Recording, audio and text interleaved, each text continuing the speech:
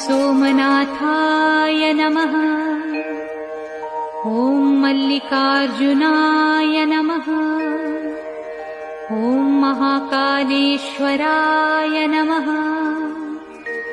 ॐ ओंकारेश्वराय नमः। ॐ वैद्यनाथाय नमः।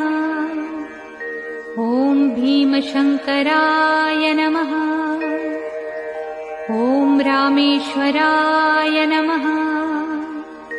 ॐ नागेश्वराय नमः। ॐ विश्वेश्वराय नमः। ॐ त्र्यंबकेश्वराय नमः। ॐ केदारेश्वराय नमः। ॐ भुस्मेश्वराय नमः।